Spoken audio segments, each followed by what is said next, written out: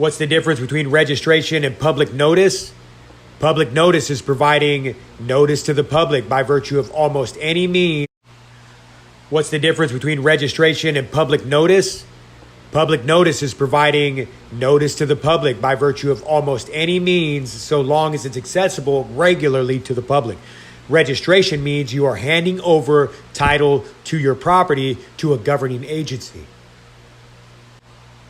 Obviously, there's a huge difference between those two things. And so in that light, let's just say that we're involved in an official undeclared bankruptcy nationwide, as we have alluded to many times and in many videos. This bankruptcy is being prosecuted in open court publicly for all to see, yet few have ever figured it out.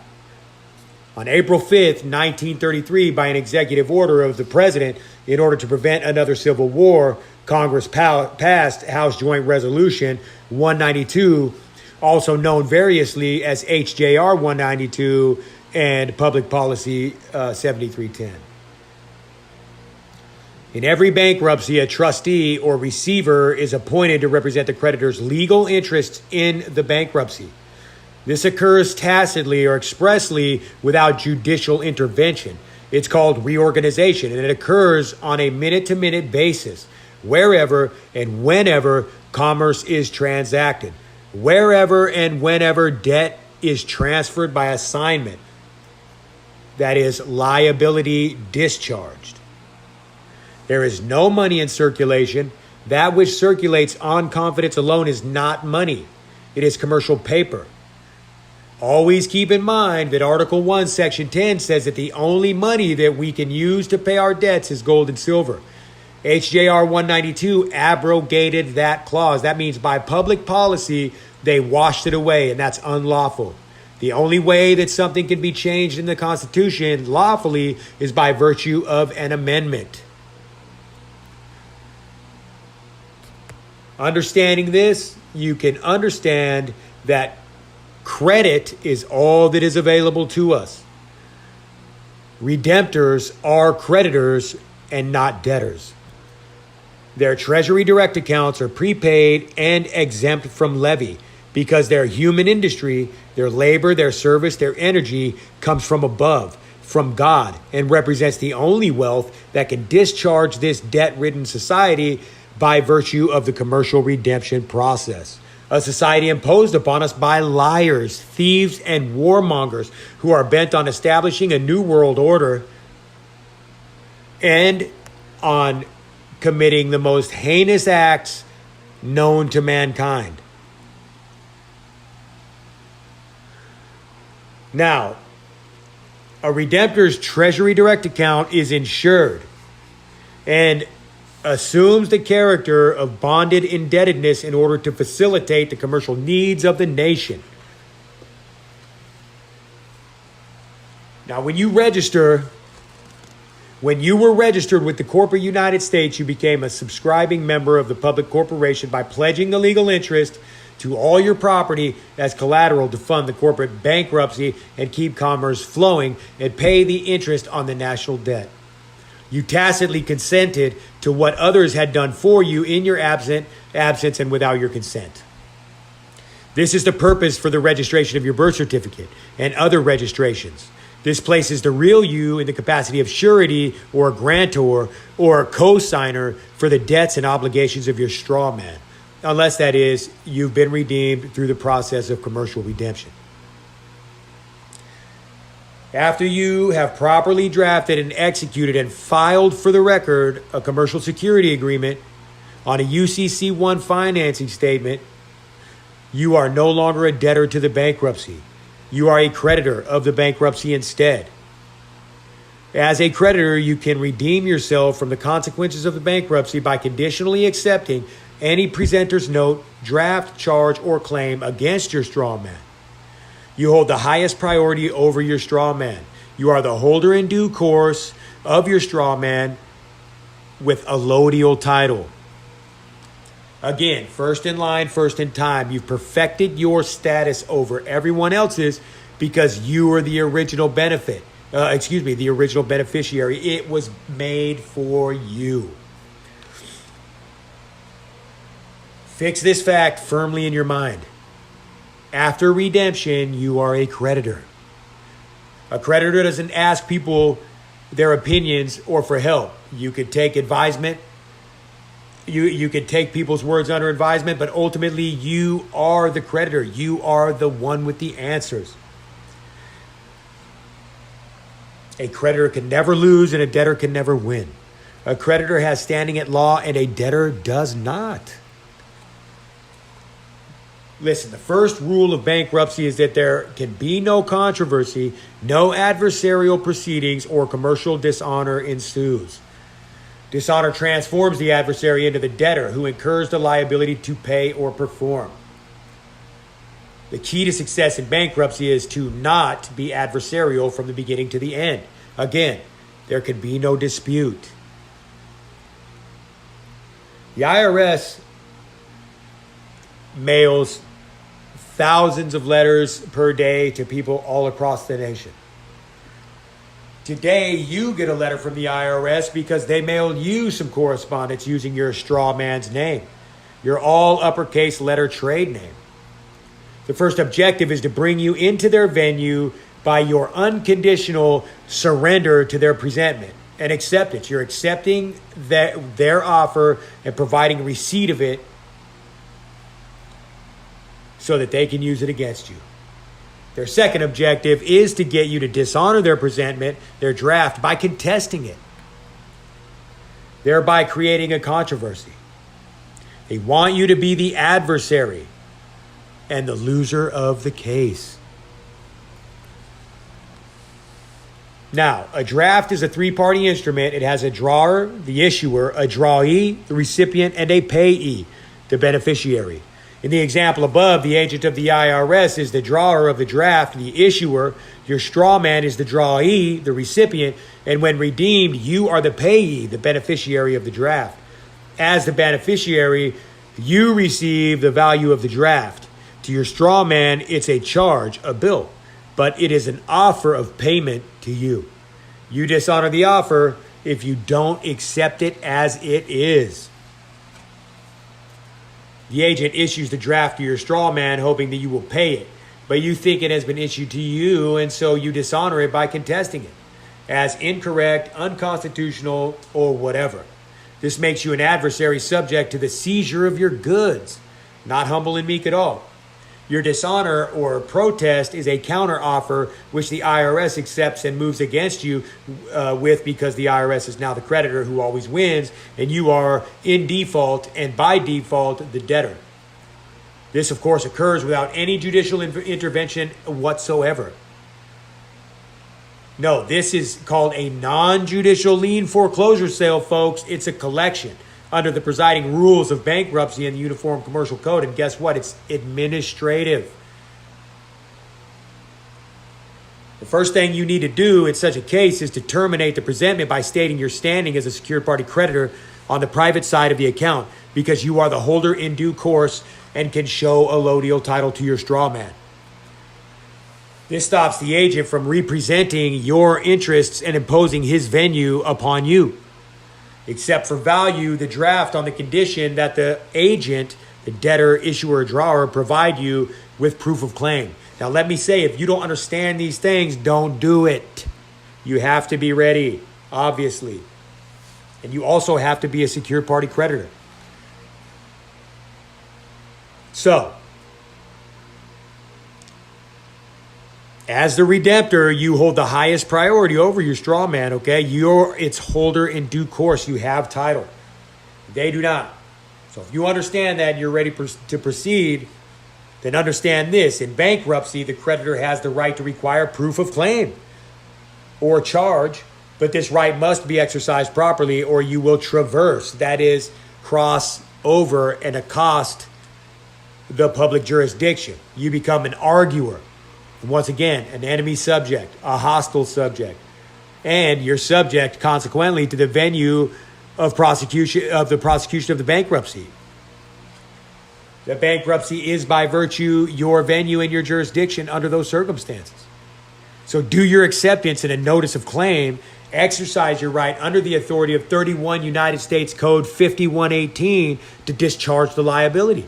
All principal, penalties, and interest to balance the account to zero. Demand that the order of the adjustment of the account be released to you, the creditor, for discharge. You have then discharged the debt and are no longer under the jurisdiction and authority of strangers or corrupt agents of the matrix. Your conditional acceptance constitutes a counter offer to their offer, namely a redraft of their draft, which represents a retail installment contract whereby you give them your credit so they cannot qualify you for the debt. And presto, it's simple as that, folks. The charge is discharged and zeroed out, balanced. But simply pledging birth certificates is insufficient to turn free men into debtors and slaves without their consent. This is accomplished more subtly for several reasons. The most significant reason for hiding what is going on is that the most productive slaves are slaves who believe they're free, right?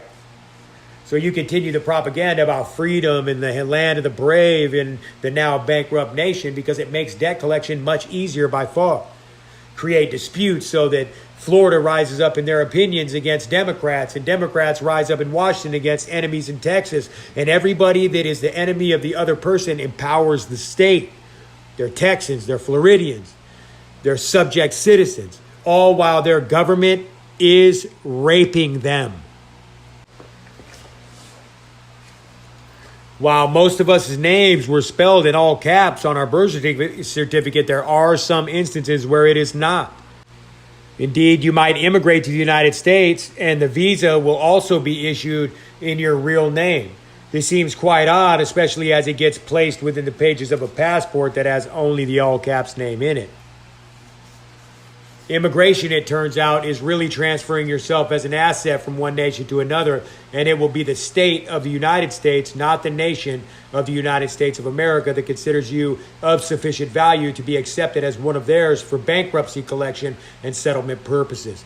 Once here, you will be promptly turned over to the state of the United States for management, and all other documents will be issued only to your artificial person, Strawman, ens legis.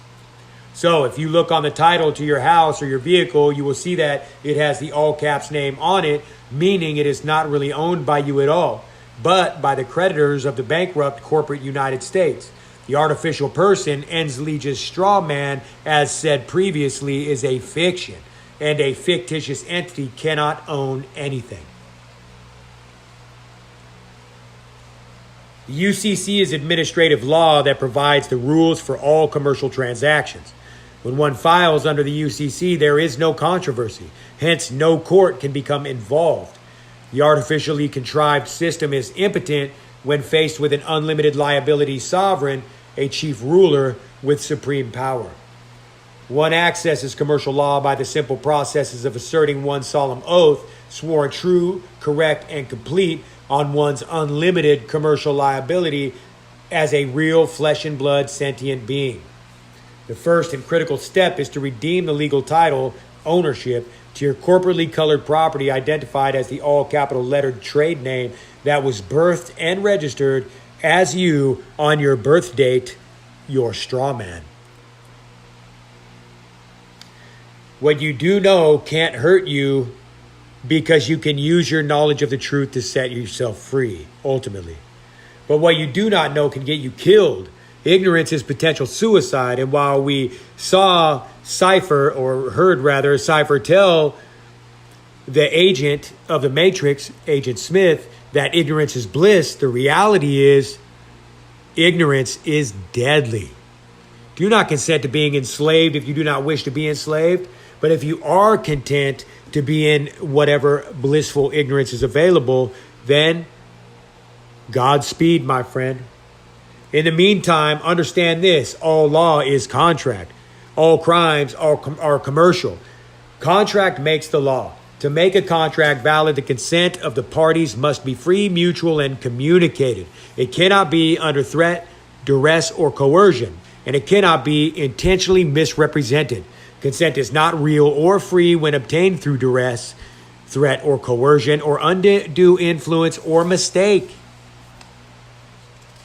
There's no such thing as a scrivener's error with respect to one's understanding of a contract. The crucial and incurable law in all contracts is the absence of full disclosure and a true meeting of the minds and mutual good faith. This constitutes fraud. Lenders do not disclose the fact that they do not loan out their funds. They do not operate in good faith. They are collection agents on contracts that are deceitfully devised and incomplete. There is usually no genuine agreement between the parties based on truth. In order for a contract to be valid, it must be entered into with full disclosure, good faith, and with clean hands. However, the banks and other lending institutions lead you to think that you borrow their money and give them the right to your property should you default. What they willfully, intentionally, and deceitfully do not disclose is the fact that member banks of the Federal Reserve are not allowed to make loans at all. They simply exchange your promise for another promise. No legal tender, cash changes hands. You promise to pay a sum of money to the bank over a period of time plus interest. You sign a promissory note and the bank promises to credit your account with debt obligations, fiat money. You create the money when you sign the promissory note, the loan agreement, the credit card agreement, etc., and give it to the bank. Then they, in turn, give the money you created by your signature in signing your note back to you with interest and property claims attached. Your promissory note is posted on the bank's books as a debt that you will have to repay. But this debt and its usury obligation and its claims against your property, collateral, is obtained by the bank under false pretenses with no consideration involved. There's no real money involved. The bank converts your signature, your asset, into a liability, a debt that you will have to pay to them over time plus interest. If you fail to do so, as we have said before, the bank will take your property from you, titling it the collateral. You allow the bank to take your property, your signature, and give it back to you in a changed form with strings attached. Think about that. You're born a creditor, but you hand it over. You hand your status to them and become the debtor, all by a ruse on their part, by fraud. Your promissory note is evidence of the bank's claim against your future labor. Moreover, the bank usually sells your promissory note up front for cash. Then, when you collect your payments, they get paid again. And if you default, they will foreclose on your property and get paid a third time when they sell it at discount to someone else. You take all the risk. For the bank to put your property at risk without full disclosure, good faith, or clean hands is the equivalent of plunder, piracy, counterfeiting, theft. The bank doesn't loan you their money. They sell your note and give you your money, expecting you to give it back to them in payments with interest on top. The bank does not loan you money. Get it out of your head that they do. It loans you your credit instead. It's not absurd to think that this is what can be done when you understand that money is being created out of thin air and given to China, Egypt, Iran, name it. It doesn't even matter. The Paris Accord, all of it. We're throwing the money away. All the while, people oppose this movement and say, Johnny Strawman, how could they possibly sustain something like this? It's a Ponzi scheme. Of course, it could be sustained. The credit is you. The bond is HJR 192.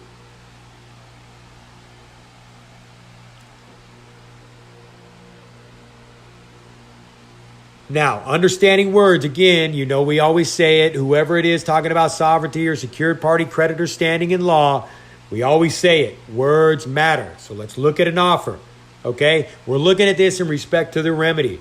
We're looking at an offer and acceptance. Offer, it's a noun, and it means, 1, the act or instance of presenting something for acceptance. 2, a display of willingness to enter into a contract on specified terms made in a way that would lead a reasonable person to understand that an acceptance having been sought will result in a binding contract.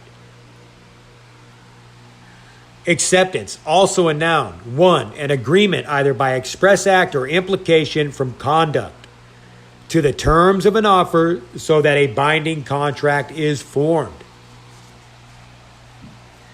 If an acceptance modifies the terms or adds new terms, it operates as a counter offer, not an acceptance. When you send a check marked final payment on an account, you are making an offer for the bank to accept. The bank can respond in two ways. The bank cashes your negotiable instrument marked final payment, and it is accepting your offer and claim, and that it is marked final payment. It is agreeing with you on your terms. In the other scenario, if the bank refuses to accept your negotiable instrument marked final payment, then your account is legally paid in full anyway in accordance with the UCC and the supersedeas bond that was created by Public Policy 7310, HJR 192. Now, UCC 3603 says that when a tender of payment to a person entitled to enforce the instrument is made, the effect of the tender is governed by the principles of law that apply to a simple contract. If the tendered payment is refused, there is discharge of liability for the payment debt. The debt is now transferred to the one who refuses to accept the instrument. Heed the following maxim of law, which goes, a payment tendered and refused is paid in full. Again, under HJR 192, passed by Congress in 1933 and still enforced today, it is public policy not to pay a debt. It is impossible to do so now with real money. No person can compel anyone to pay the debt by tendering silver or gold. Once a debt is created, it is never extinguished, folks. It's obligation. That is liability. And it is simply discharged. The debt is transferred from one party to the next.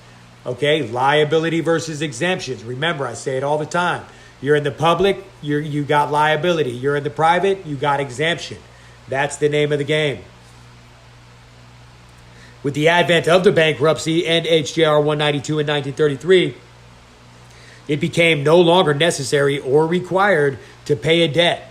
It is only necessary to discharge the liability set forth when it becomes due by tendering another negotiable instrument by which the sum tendered, being sufficient in amount, discharges the liability in the underlying instrument and, by effect, creates the exemption. The offerer is the tail and the acceptor is the head. Okay, yet another maxim of commercial law. You must go low to be made high. Another commercial maxim at law. So remember, when an offer is refused, it is dishonored. We do not refuse offers. We represent. We counter.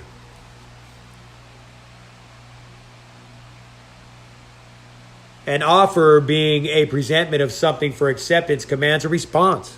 And there are three ways in which a person can respond. He can, 1, accept the offer as stated, 2, present a counter offer, or 3, demur or stand mute. If he stands mute, his silence is acceptance of the claim. Again, in law, silence is acquiescence. A counter offer must be a claim of a higher priority than the offer presented. Novation is also a noun, and it is the act of substituting for an old obligation a new obligation that either replaces an existing obligation with a new obligation or replaces an original party with a new party. It is a substitute agreement, an addendum. The substitution of a new obliger for a previous obliger who has been discharged by the obligee.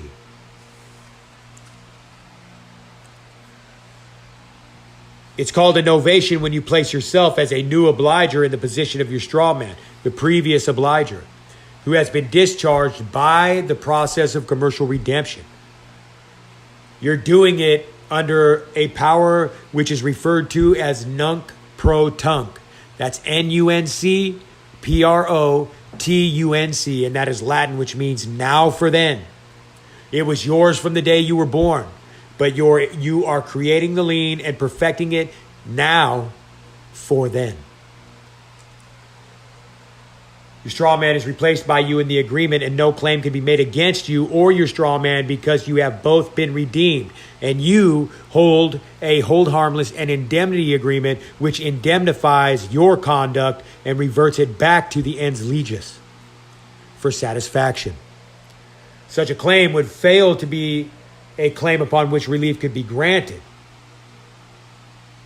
Agree with your adversary and do not cause controversy.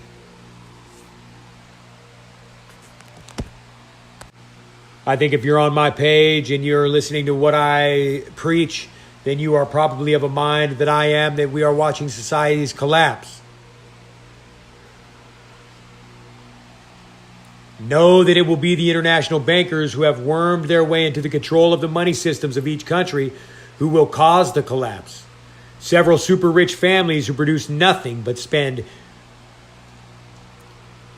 cents to print any denomination of money, 4 cents, 10 cents, and receive full value. Again, it doesn't matter if they print a $100 bill or a $1 bill, it costs the same amount of money to print it. And they're creating it out of thin air. The Federal Reserve Act that was passed by Congress in 1913 in America gave these banker families, J.P. Morgan, the Rothschilds, the Rockefellers, Kuhn and Loeb, the Warburgs, the exclusive right to print money. They in turn loan this fiat money to our government and charge us the interest on the loans. Every baby, every man, woman, and child owes on the debt a certain specific, some certain amount the day we are born. And if we don't declare our status, that government, like Al Capone, is going to come to your house and break your legs and take your stuff. And even if they don't physically do it, when you get done in court, you're going to think that they did, and it's going to feel like they did. The Federal Reserve Central Bank never prints enough money to pay the interest. You know that, right? Therefore, what? You can never pay off the principal and the interest if only the principal is ever printed. The interest has to be taken from the labored wealth of the people, and that's the intention. When we hear politicians talk of paying down the national debt, they are talking foolery. They are spewing lies forth from their mouths.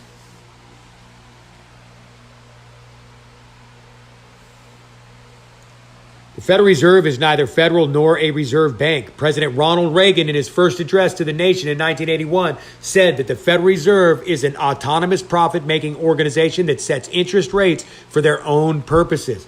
Again, Ronald Reagan was the one who commissioned the Grace Commission. They talked about taxes and how they're being wasted, how a third, they don't even know where it goes, a third is misapplied, and a third is properly applied. And so many other things. Read the Grace Commission report. Many, many things were revealed with Reagan. Alan Greenspan, the head of the Federal Reserve in the 2000s, in the early 2000s, increased interest rates 6 times in the year 2000 to stop Americans from prospering. A recession or severe slowdown in the economy was the intended result. Now that the feds have sent the stocks down so their agents could buy up the good stocks at reduced prices, Greenspan then lowered interest rates 3 times in 2001 through March.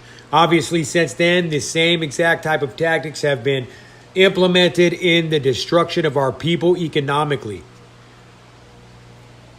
These world government plotters have created stock exchanges around the world and created interdependence of nations at the same time.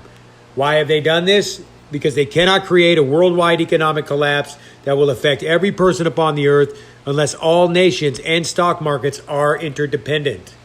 In 1897, this group of conspirators said they would cause the markets to crash after they had accumulated all the gold into their hands. And they did this for the first time in the late 30s, and they intend to do it again, obviously. On the heels of this next collapse, they expect the people to cry out for a savior. They intend to have their man waiting in the wings to step onto the world stage, claiming in so many words to be their God. They use the term apotheosis, which means elevation of a man into the ranks of the gods. This is verified in 2 Thessalonians 2:4, in Daniel 11:31 through 36 in the Bible. The world has been divided up into 10 global groupings of nations along economic and political lines. On a computer model by a world government think tank, the Club of Rome, it is interesting to note that Daniel chapter 2, verses 36 through 45 indicate economics to be a vital part of the last social system before Christ comes to establish his kingdom on earth. Now, Revelation chapter 13, 11 through 18 also clearly demonstrates that economics will divide the world into believers in Christ, Christians, and believers in the Antichrist economic system that has now taken place. Now, let me just take a moment to speak to every religion out there listening to this, and that's this. I make these references specifically because they are true references. Now, whatever religion you are is irrelevant because each of the religions to some degree verify these things. This specific scripture that I've quoted is relevant to this situation and is true and therefore must be noted regardless of religious beliefs. Now, which one of you out there believes communism is dead? None of you, I'm sure, if you're listening to this. Obviously, it's not dead. Obviously, we know there's a push for a world government based upon the Marxist theories of redistribution of wealth and population control. Obviously, you know that the United Nations is not a sincere effort by good men and women to create a more just and equitable world. Obviously, you know that their intention is enslavement, the enslavement of humankind. They don't care if you're black or white. They don't care if you're a Christian or a pagan. They want you in chains. You're right about all this. It does still exist, and the threat is real. Socialism is a step that every nation must achieve before pure communism can be installed upon every nation. If you've read the Communist Manifesto by Karl Marx, you will see that fact. The class struggle between the super rich and we the people is still going on. War in secret is still being waged. They created the problem, possible total extinction, and are furnishing their solution, merging capitalism and communism into a one world government with only one military, so no one can ever disturb the so-called peace again.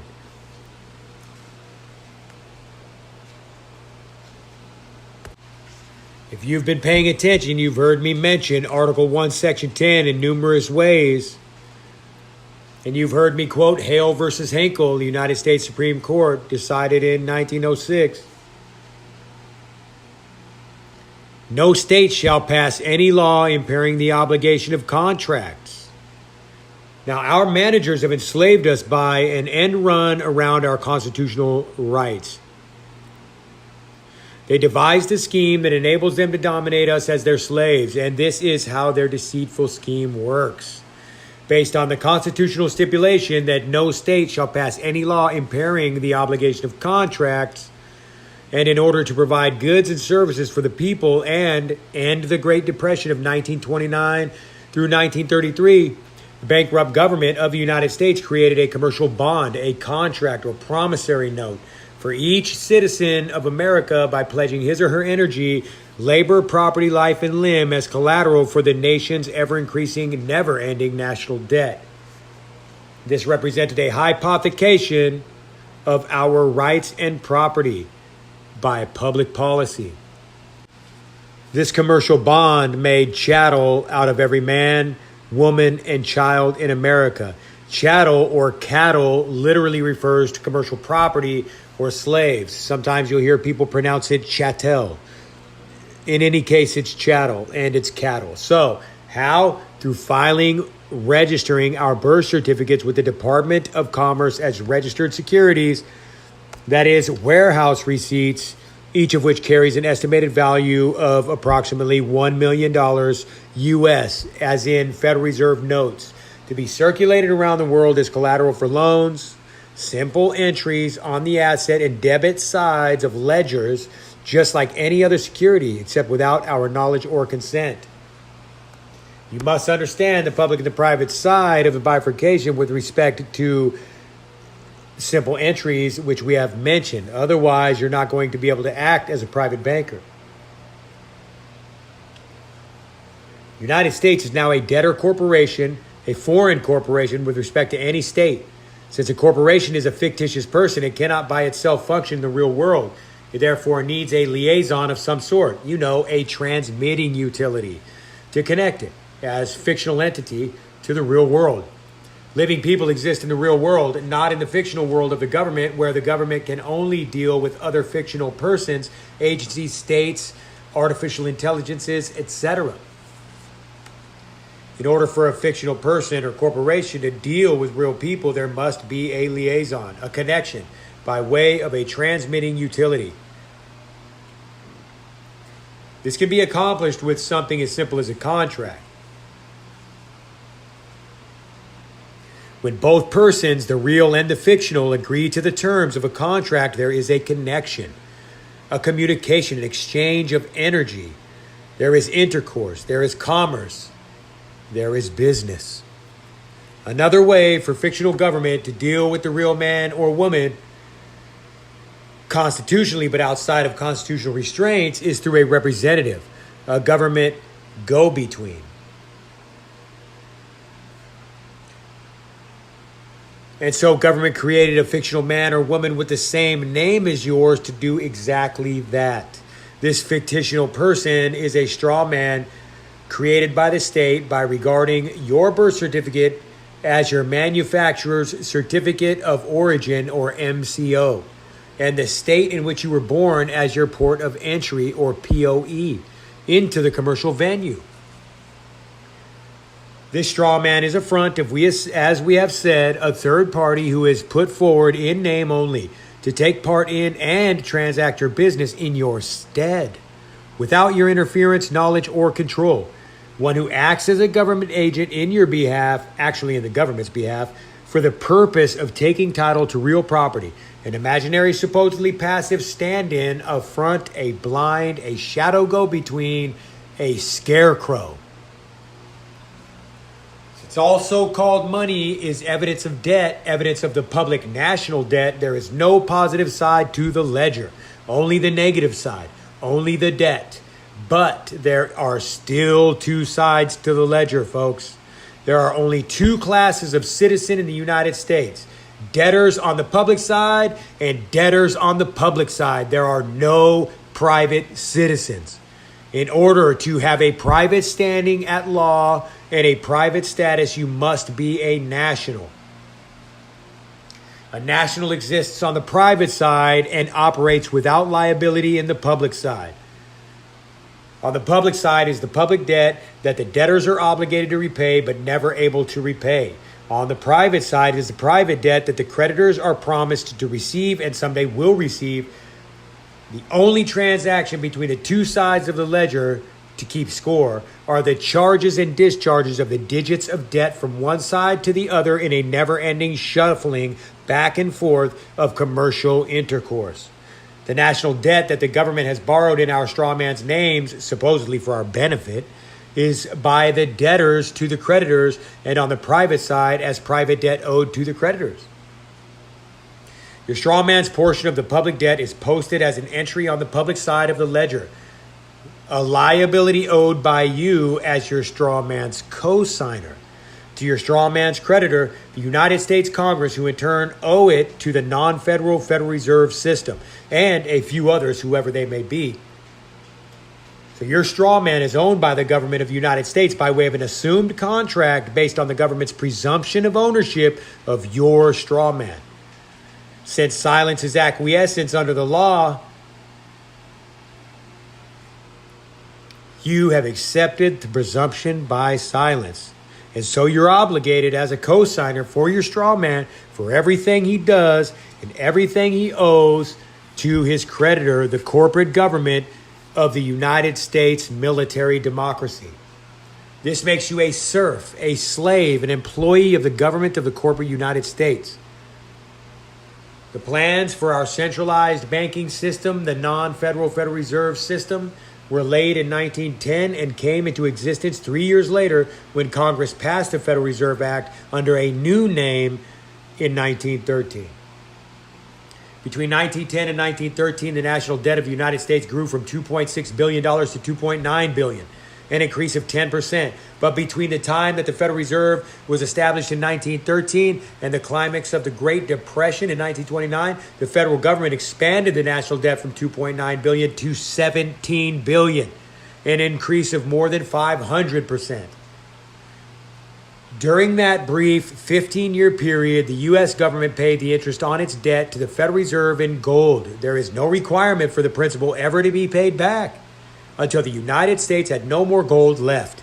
So when the Federal Reserve offered to extend the U.S. government all the credit it would ever need if it would reorganize itself under Chapter 11 bankruptcy by contractual agreement, this is what the government did. The government could then borrow an unlimited amount of credit digits, so this is what it did and continues to do to this very day. 4 years later, on April 5th, 1933, President Franklin Delano Roosevelt declared a national emergency, took the nation off the gold standard and seized all of the country's remaining gold for the Federal Reserve and replaced legitimate constitutional rule with the obligation of contracts, i.e. public policy. Since 1933, the U.S. government has mixed together public, private, and martial law practices and rules. Roosevelt's executive order was not deemed by Congress to be the act of treason that it was because since executive orders were directives or instructions to officers or employees of the federal government only, Congress classified the general public to be government employees. Think about it. The executive order was issued to public employees known as citizens of the United States. So if you, being a citizen of Arizona, got out of your seat and walked over to wherever you were supposed to deposit your gold and give it up because you thought they were talking to you, then they didn't commit a crime because they were talking about their employees. On June 5th, 2 months after the fact, the 73rd Congress passed House Joint Resolution 192 to suspend the gold clause standard and to suspend the gold standard and abrogate the gold clause to assure uniform value to the coins and currency of the United States. HJR 192 superseded public law and replaced it with public policy. This removed our ability to pay our debts, requiring only their discharge, passing the unpaid debt on to another person by our trade. Under public policy, this unpaid debt carries a never-ending public liability for its discharge. In other words, all interest on the national debt is now paid on the basis of a perpetual, ever-increasing, unpayable public debt. Because it was bankrupt and there was no longer any legal money after 1933, specifically gold and silver, the U.S. government needed some other way to pay its interest payments to the Federal Reserve. It did this by seizing the energy of the country, including the energy produced by its citizen employees. With the advent of Social Security in 1936, the U.S. government began to register birth certificates with the Department of Commerce as marketable securities representing the energy, labor, and skills of each citizen and everything each citizen owned or would ever own. A pledge was made for each certificate in the amount of $630,000 as a bond to be sold on the open market to finance the government and its debt. Everybody in the United States is collateral chattel, now valued at $1 million or more to ensure that the interest on the bonds issued by the U.S. government are paid. When you were born, the state became the recipient of your future energy output as a title security document, which the state converted into a bond sold on the open market to finance the government. The holder of that bond is the secured party to your future energy output. Is that holder you, or is it someone else? So if it's someone else, tell me, does that bondholder own you? Not quite. He owns the fruits of your labor. He owns the results of everything you do. Each person, in fact, has a mirror entity which represents this energy output. It's called your nom de guerre, your war name, and it's referring to your strawman. Remember, Johnny Strawman, all caps, is different than Johnny Strawman with only a capital J and a capital S. Johnny Strawman, all caps, is not me. It's my mirror entity, Strawman, set up to represent my energy output on the public side. Once again, that bifurcation, I have me in the private side and my nom de guerre in the public side. Or if I have not redeemed myself, then both exist in the public. Every man, woman, and child has a straw man. When you sign your name to something, you are co-signing for your straw man and putting property into the hands of the United States and its bond owners and not into your own hands.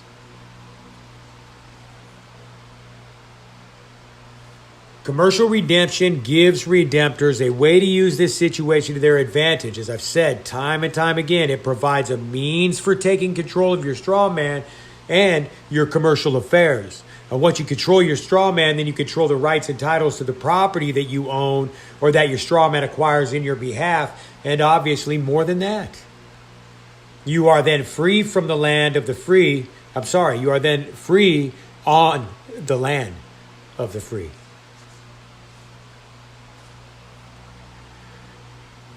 The UCC1 financing statement is the only unbreakable contract in the world. It is the ultimate foundation upon which the world's commerce functions. There's no lawful money in circulation today. Obviously, you know that, I know that. What passes is money, the medium of exchange, the currency, the legal tender, the mobile wealth, is private commercial paper evidencing the debt of the citizens of the country to pay on the collective bankruptcy of the government. Real money is substance: gold, silver, palladium, platinum, tangible produce of the earth, including labor. It cannot be debt. Citizen equals bankrupt. Legal incapacity, okay? It equals no rights of title to anything.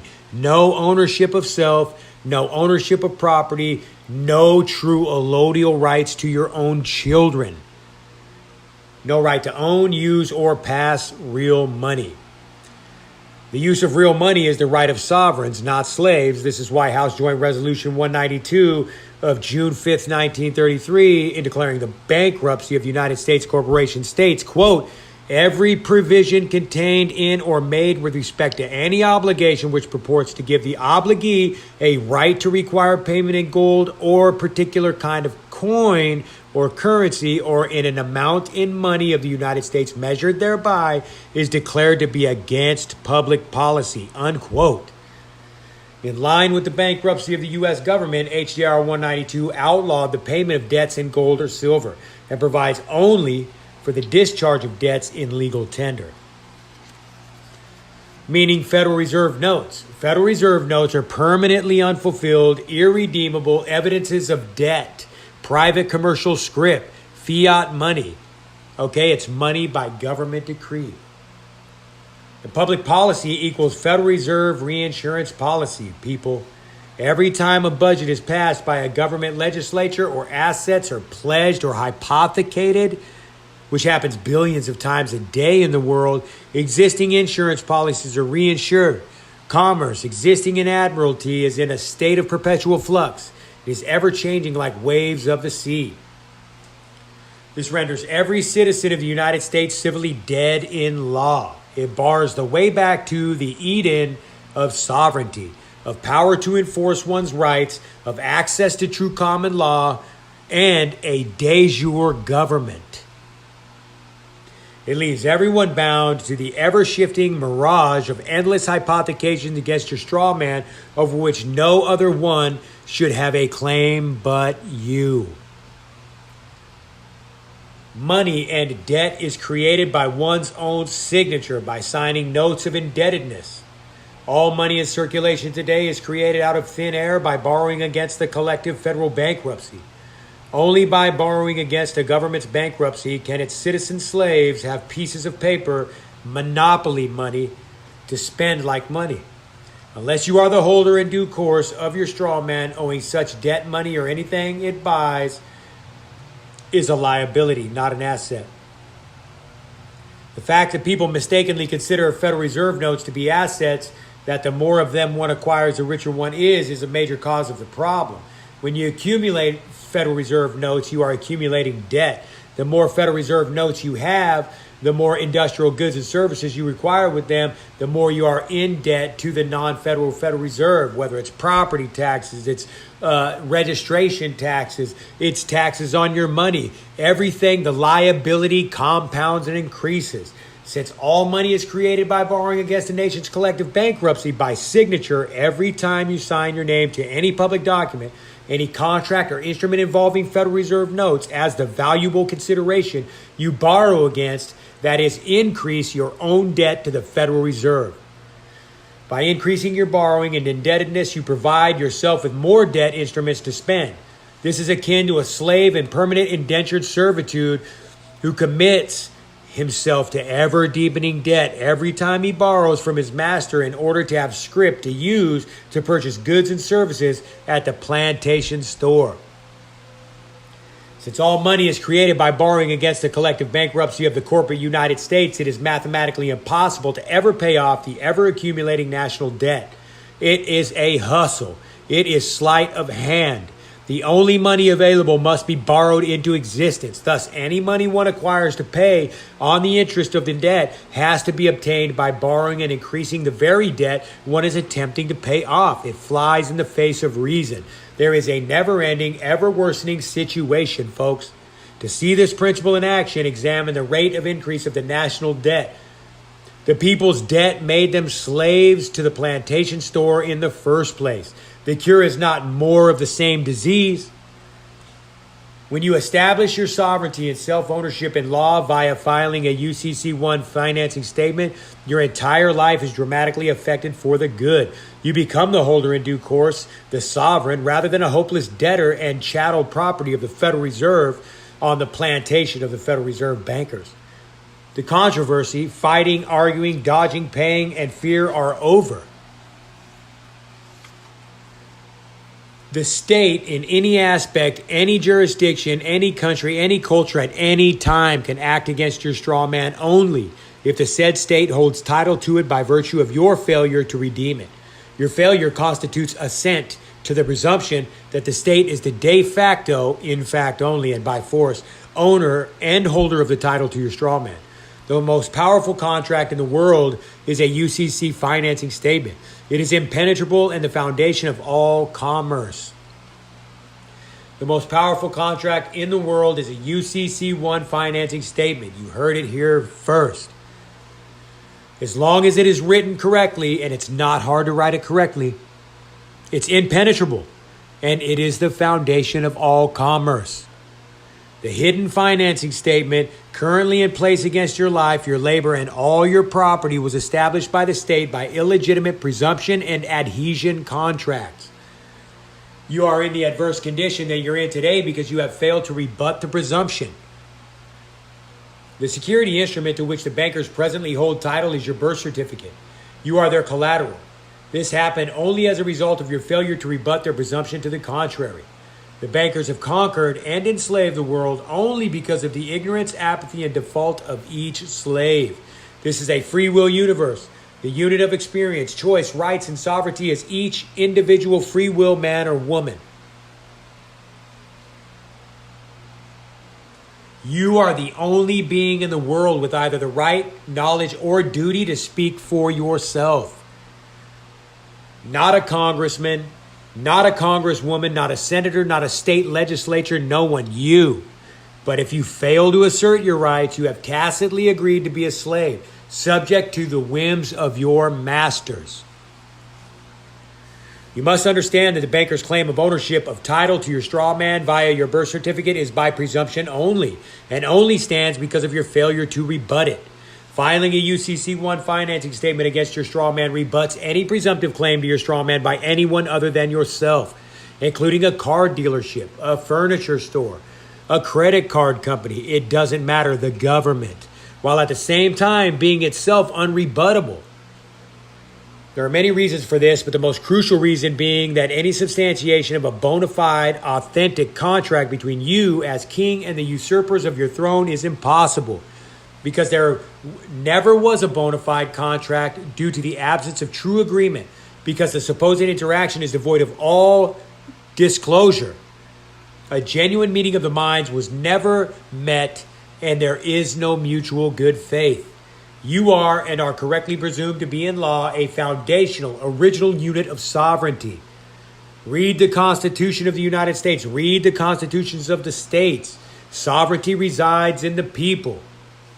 Whatever you choose to do or not do is presumed to be done or not done by your own free will and accord.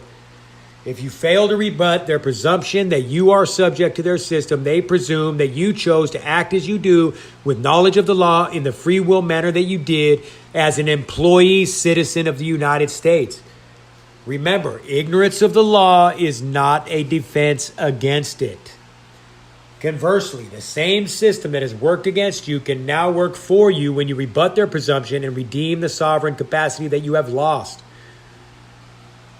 Approximately 6 billion people are ex-sovereigns who have, by their sovereign act and action, default, made themselves slaves on the slave plantation of which they are the actual rightful owners. Now, you know I'm Johnny Strawman, and you know I love The Wizard of Oz, so listen. The 1939 movie, The Wizard of Oz, is an allegory of how the American people had just been scammed out of their sovereignty and gold, showing how easy it is to con the people with a little sleight of hand, illusion, a light show, and a couple of nice words. Just as the wizard fooled Dorothy and her friends in the beginning of the movie with his light show, nearly all of the 6 billion people referred to herein have been artfully conned out of their sovereignty by the real wizard, the apocalypse beast, the international financiers of the planet. Most of the world has enslaved itself by belief in an apocalypse mirage, an illusion. You can rebut the system's presumptive claim against you by filing in your real biological sovereign capacity as a flesh and blood sentient being a UCC-1 financing statement and private security agreement in the office of any state's Secretary of State claiming title to your strawman. You can also secure all other items you wish to maintain dominion over and own under your UCC-1 financing statement by filing a UCC-1 financing statement addendum, also known as a UCC-3. Then the system can perfect no claim against you or your strawman or any of the secured property you list. A subject or slave has no capacity to assert any rights at all, and the system has the legally contracted right to treat you any way it wills. On the other hand, a sovereign holds sovereign title to his property. When you reclaim self-ownership of yourself, neither the bankers nor anyone else in existence can perfect any claim against you in a court of law. In law, one is either a complete slave, a debtor, or an unalloyed sovereign, a creditor. There is no middle ground, folks. All actions other than eliminating the system's false presumption of ownership of you leaves you subject to the unrebutted presumption of that claim. Anything, such as the huge maze and light show of governments, courts, and quasi-common law theatrics, other than the elimination of the system's illegitimate presumptuous ownership of you, leaves you in the same condition of being a debtor-slave. The law always provides a remedy. Remember that. The remedy is there to be seized, to be achieved by you. So in all this sleight of hand and all the crimes perpetrated against us, the remedy alleviates their crimes. They left you a way out. If they didn't leave you a way out, they would have blew their cover of legitimacy and legal authority. In such an event, they announce that they are merely thugs and thereby give you the full right in the law from time immemorial to self-defense.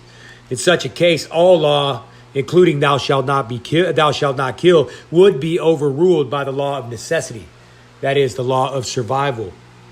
No tyrant can rule without the broad-based assent of the people. That means you agree, even if it's by tacit consent.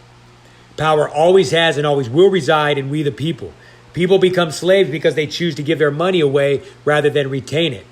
They choose to give their power away rather than retain it. They live in ignorance and they see no way out. No tyrant can attain a position of rulership and keep it if a sufficient number of people become aware of the truth and reclaim or assert their inherent power. We outnumber them 100 to 1 or more. The laws of commerce are now inviolate and established throughout the world. Even martial law exists within the confines of commercial law. Once you have filed a UCC-1 financing statement establishing the real sovereign you as a secured party, you have the exclusive and only claim on your straw man. You are then first in line and first in time. You work in tandem with your straw man, and no one can get to either of you. This renders you legally sovereign, free, and immune from all public claims and charges. The scenario prevails because the world has been set up to run precisely in this way. Only we, slaves, were not supposed to figure it out. Folks, even Trump runs a trust. He doesn't run it, but he has a trust that runs his affairs. Okay, everyone of significance operates in exemptions. They call Mark Zuckerberg to testify before Congress, and what does he do? He chooses not to show up. He shows up by television only, okay? He has exemptions. Anyone else would not be afforded such rights under considerable circumstances that he faced. Before the bankruptcy, sovereigns were personally accountable to their actions in courts which were set up to accommodate disputes among sovereigns, such as the original common law courts in England before 1066. If you're not familiar with 1066, look it up. The Battle of Hastings and William the Conqueror. It's very important that you understand this law. In the wake of William the Conqueror in 1066, the Battle of Hastings, yes, it was a couple hundred years later, 1215, the Magna Carta, but this is all significant.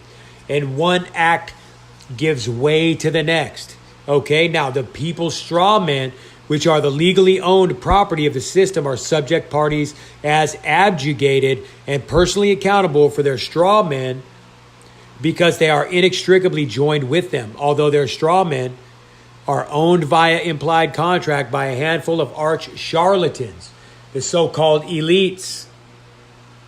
Courts today are set up to deal with straw men and straw men only. We, their unfortunate counterparts, are merely along for the ride. A sovereign, real being has no place in a commercial court dealing in artificial persons. It cannot be legally accommodated. Only if the current debt-based system of finance and government is rectified will we ever get back to a sane and just basis for the resolution of disputes and a sound civilization. Make your spiritual life preeminent. Okay? Create your ministry. Found and organize your trust and operate in exemptions. A fundamental flaw in man's thinking is the notion that he can cheat moral or natural law, usually by trying to cheat others and get away with it. Every such attempt generates inexorable cause and effect consequences. All men's philosophies, systems, and cleverness to the contrary notwithstanding. Our predicament is due to our failure to live in harmony with and according to natural and moral law. The current system is the result of our own folly. All governments are expressions of and exist by virtue of the people's irresponsibility, ignorance, laziness, larceny, and their surrender of personal power, freedom, and autonomy in exchange for being taken care of. In other words, every government exists due to the express will as well as implied default of the people, combined with the willingness of ruthless tyrants to accept and manage the surrender of the people's power to a fictitious, artificially created so-called government. Now you have more tools to work with. Your education has extended further. I've given you things to consider, research, look up, maybe even go back and listen to this audio again. Never stop learning, folks. So in the meantime, stay tuned, stay sovereign, and do not consent.